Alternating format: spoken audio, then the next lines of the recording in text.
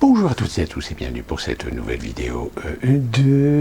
Aujourd'hui, je vais essayer de vous expliquer la complexité d'un sujet qui, évidemment, vu de France, est un sujet inacceptable, régressif, on va dire. Je veux parler évidemment de cette affaire de l'avortement, ou le droit à l'avortement aux États-Unis. Vous en avez entendu parler il y a de cela quelques semaines. La Cour suprême, une information réfutée comme quoi la Cour suprême préparait une décision importante qui pourrait éventuellement annuler le droit à l'avortement.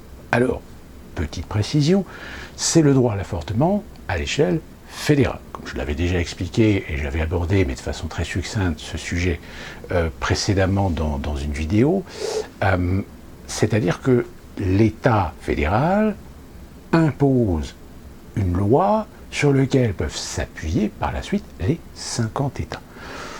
Une loi sur laquelle des organisations, des mouvements peuvent s'appuyer pour faire des procédures, pour faire pour intenter des procès contre des États, pour donner pour légiférer, on va dire, ou pousser l'État à légiférer sur un positionnement par rapport à ce droit, qui est un droit fondamental, à l'avortement pour toutes les citoyennes américaines. Sauf que, évidemment, ce texte de loi ne s'impose pas à tous les États en tant que tels. Souvenez-vous, lorsque Obama avait réussi à faire passer à la Cour suprême la reconnaissance du mariage homosexuel, eh bien très rapidement, dans certains États, on a commencé à voir émerger un certain nombre de problèmes.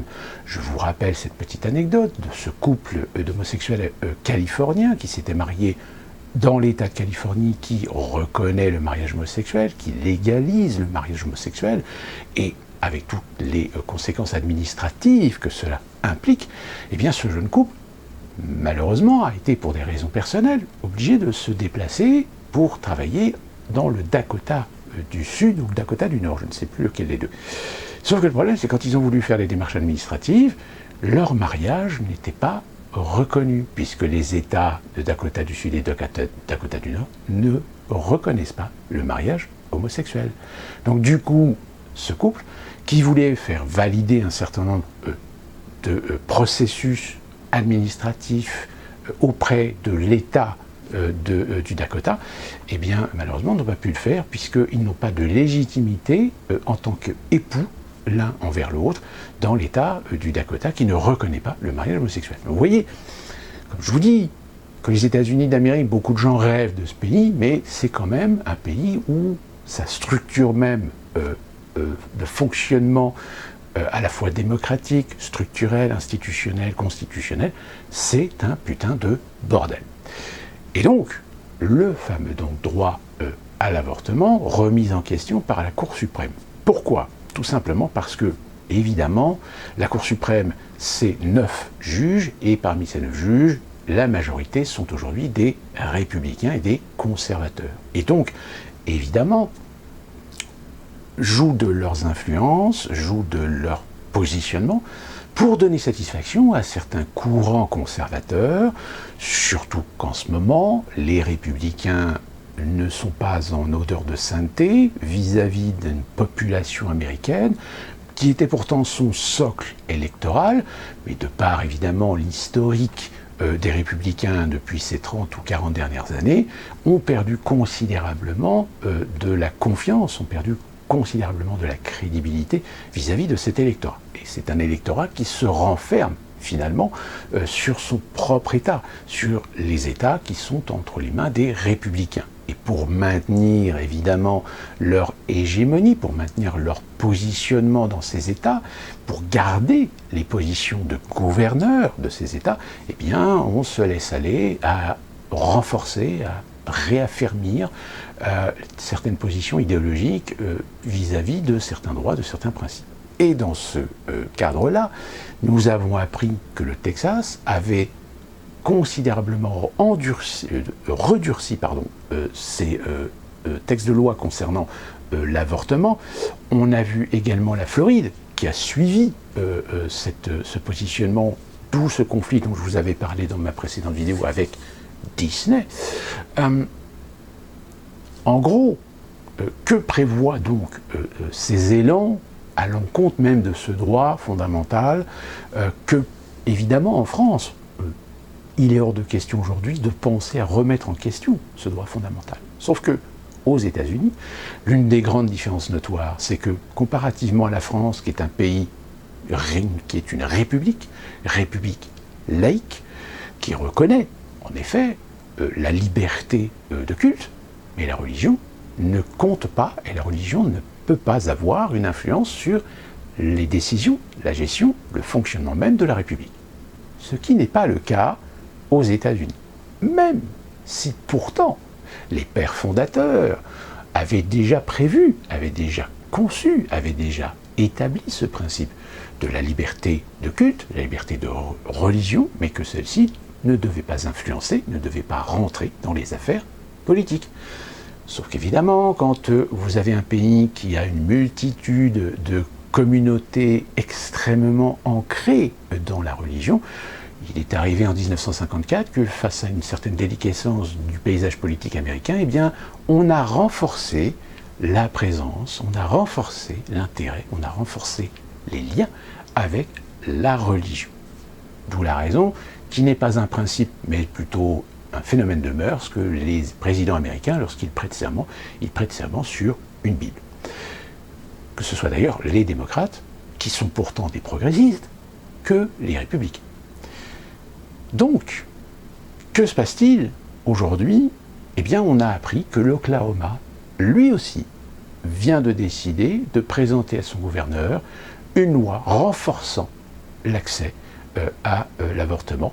C'est-à-dire que, comme le Texas et comme la Floride, aujourd'hui l'accès à l'avortement est régulé. On se souvient, au Texas, ils ont réduit la limite de l'usage de l'avortement de 12 à 6 mois, je crois. Mais là, l'Oklahoma va beaucoup plus loin. Il va beaucoup plus loin, c'est-à-dire que désormais, l'avortement sera interdit, sauf pour les femmes qui ont été victimes de viol, d'inceste, ou pour lesquelles la vie, le processus, ou comment on appelle ça en termes médicaux, le vital, je ne sais plus le terme exactement, disons qu'en fait, la femme qui est enceinte, le fait d'être enceinte provoque un danger pour sa sécurité, un danger pour sa santé. Et donc voilà les cas particuliers pour lesquels l'avortement est autorisé. Sinon pour le reste, eh ben, c'est interdit. C'est-à-dire que toutes les femmes qui, et vous allez comprendre après pourquoi, ont eu un accident, sont victimes d'une grossesse involontaire, non voulue, eh bien ne pourront pas avoir accès à l'avortement dans l'État d'Oklahoma. Évidemment, ça va les amener à aller dans d'autres États où l'avortement leur sera permise, mais à gros frais. Parce que même si les centres d'avortement, il existe des centres d'avortement qui sont régis par une sorte de principe de loi d'association et donc financés soit par des mouvements caritatifs, soit par des organisations philanthropiques ou voire même par l'État, et donc de fait permettre aux femmes gratuitement de pouvoir se faire avorter, il existe aussi un marché sur lequel je vais revenir un peu plus loin et vous allez comprendre pourquoi. Donc, évidemment, vu des yeux des Français, quand les médias vous relatent cette histoire, c'est inadmissible, c'est de la régression. Le seul problème, c'est que le discours de ces conservateurs, je rappelle, aux États-Unis, nous avons beaucoup d'États où la religion est très influente. Moi-même, je vis dans un État qui est un État du Sud, et comme la plupart des États du Sud, l'américain religieux est à prendre en considération, est à prendre en compte en tant qu'électorat. Et donc, de fait, si l'on considère qu'aux États-Unis, il y a la liberté de culte, la liberté de religion, le problème, c'est qu'il n'y a pas véritablement une religion qui ressort plus que les autres. Je dirais plutôt que grande majorité des Américains sont plutôt des religieux de mouvances, de branches issues de la chrétienté. Chrétienté à la fois catholique, protestante, réformiste, etc. Donc on voit une multitude d'églises, des églises évangélistes, etc., comme vous en aviez certainement vu à la télévision ou sur Internet. Donc la religion, pour beaucoup d'Américains, est importante. Elle fait partie de leur culture, elle fait partie de leurs mœurs, voire même de leurs mœurs en tant qu'individus sur un certain nombre de sujets qui, selon évidemment la perception que l'on a, le lieu où l'on vit, le lieu où on a grandi, l'entourage familial, la condition sociale, fait que vous avez des Américains qui sont religieux, mais qui sont tout à fait progressistes. La Californie possède un certain nombre d'Américains, alors je crois qu'ils sont un petit peu plus de 50%, 53% je crois, 47 ou 53%, enfin si vous voulez savoir, je vous renvoie à ma vidéo que j'avais faite sur la Californie. Mais ce sont des religieux qui acceptent une certaine modernité, qui acceptent une évolution de mœurs. Il y a beaucoup d'églises, par exemple, qui, dans les années 80, ont aidé, par exemple, les malades du sida, et plus particulièrement homosexuels. Donc, vous voyez, il n'y a pas une absolue idéologie implantée dans la société américaine sur le plan religieux. Tout dépend, évidemment, des États. Vous avez des États qui sont très dans la bigoterie, et c'est ce qui se voit d'ailleurs dans souvent les documentaires ou les films qui émanent de ces milieux-là. Si vous voulez un petit peu voir jusqu'où ça va, je vous invite à voir un film qui est récent, qui est l'histoire de Tammy Faye. Tammy Faye qui a été un personnage important ici en Caroline du Nord et plus particulièrement à Charlotte, là où j'habite, la ville où j'habite, pas très loin, pour que vous compreniez bien jusqu'à quel point la religion est interprétée. Je dis bien interprétée. Le terme est très important pour que vous compreniez bien. C'est-à-dire que la pratique religieuse ici aux États-Unis, et en grande majorité, n'a rien à voir avec ce qu'on peut voir sur la pratique du catholicisme ou du protestantisme en Europe. D'accord ? Et c'est pareil pour l'anecdote, les loges maçonniques aux États-Unis. Ce sont des loges maçonniques issues du courant anglo-saxon, mais qui n'a rien à voir avec les courants maçonniques français. Et donc, évidemment, quand vous avez une forte proportion d'Américains religieux dans votre État, vous ne pouvez pas prendre en considération certains débats éthiques, débats religieux, voire débats sur des doctrines. Et évidemment, un certain nombre d'États, qui sont des États ultra-conservateurs, ont des a priori, évidemment, à toute l'évolution des mœurs qui se sont imposées à ce pays dans un certain nombre d'États, voire même à l'échelle fédérale. Il y a certains États où, évidemment, quand on est homosexuel, c'est pas franchement les endroits où il faut aller. Parce que très clairement, vous êtes obligé de vous cacher. Ce qui est quand même dommage pour un pays comme les États-Unis. Et pourtant, c'est là qu'est le problème de ce pays, et que je vous ai déjà expliqué. C'est le pays des extrêmes. Qui dit pays des extrêmes, c'est-à-dire que là où la logique, le bon sens, devrait pouvoir trouver des consensus, devrait pouvoir trouver des justes équilibres, des justes balances, pour apporter des solutions à des problèmes. Eh bien malheureusement, on est confronté à une dualité idéologique à l'extrême. Et d'où la raison pour laquelle, aujourd'hui, ce droit à l'avortement revient dans le paysage politique, revient dans l'idéologie même d'un conflit, d'une bataille sur le droit ou non à l'avortement dans un pays tel que les États-Unis. Tout ça pourquoi ? Parce que justement, il y a ces idéologues qui sont des idéologues radicaux et qui veulent réinstaurer une forme de radicalité, oui, dans un processus qui pourtant devrait être acquis depuis très longtemps dans un pays tel que les États-Unis. Pourquoi ? Tout simplement parce que, malheureusement, et là, en revanche, on peut faire une certaine similitude de ce que l'on peut voir en France. Même si en France, les choses sont un petit peu différentes. C'est que, en dehors évidemment des cas exceptionnels, des cas particuliers pour le droit à l'avortement, le droit à l'avortement est devenu une sorte de service de consommation. C'est-à-dire que, vous comprenez bien que pour une société américaine qui possède un certain nombre de gens bloqués dans un certain nombre de dogmes religieux, et donc d'une certaine bigoterie, comme on l'appelle, qui interdit et qui demande la responsabilisation, qui demande la vertu de l'individu.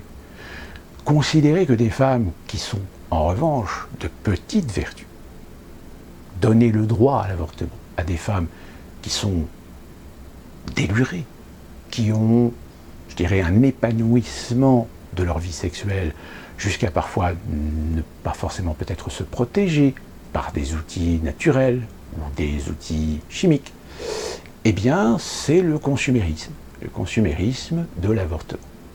J'ai des aventures, je couche à droite à gauche, je tombe enceinte, c'est pas grave, je vais me faire avorter.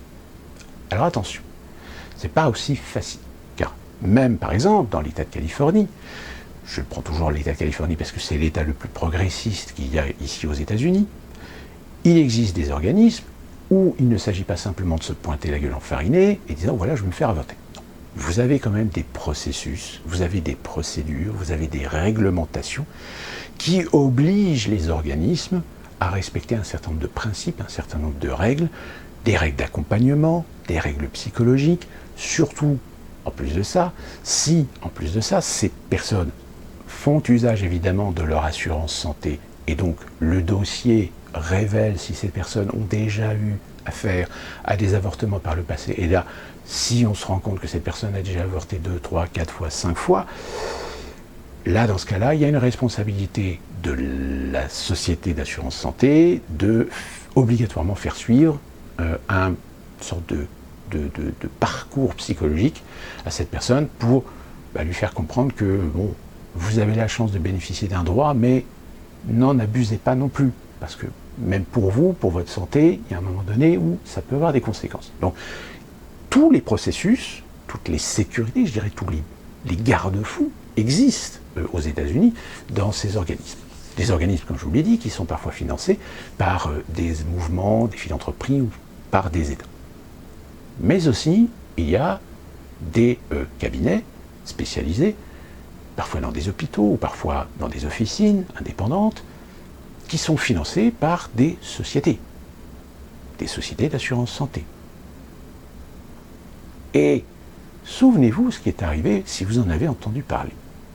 Il y a eu, il y a quelques années, un gros scandale qui a très très vite été étouffé. Ce scandale, c'était qu'en Californie, un grand nombre d'officines spécialisées dans l'avortement étaient maquées avec des sociétés de transformation, c'est-à-dire qu'ils rachetaient des fœtus humains. Des fœtus humains qui permettaient de récupérer un certain nombre de composants pour ensuite développer des produits cosmétiques. Là, vous comprenez que, au niveau éthique, ça pose un énorme problème. Mais c'est justement ce que les États conservateurs critiquent sur les États progressistes. C'est-à-dire que, encore une fois, je reviens à ce que je vous disais tout à l'heure, c'est-à-dire que c'est le pays des extrêmes, c'est-à-dire que ces extrêmes n'incluent même plus une certaine valeur morale et tirent un profit des processus d'avortement. Et donc, quand vous avez la Cour suprême qui décide d'abroger le droit à l'avortement, ils le savent, c'est que ça va forcément pousser les femmes d'États comme l'Oklahoma, le Texas, le Dakota, tous ces États ultra-conservateurs ou conservateurs, qui vont durcir, évidemment, si cette loi disparaît, ils vont durcir les réglementations en matière d'accès à l'avortement. Eh bien, ça va pousser ces Américaines à aller dans les États où il est plus facile de se faire avorter. Et là, vous comprenez le problème de l'aspect business. et business, aussi bien au niveau des pratiques que de ce que les pratiques permettent de récolter et que ce qu'ils récoltent peut être marchandé et que cette marchandisation va tirer bénéfice à des industriels du cosmétique, entre autres. Et bien là, vous avez un très bel exemple de ce que, en façade, on essaie d'attirer votre émotionnel, on essaie d'attirer votre sensibilité sur un sujet, évidemment, qui serait contre le droit à l'avortement, en tout état de cause.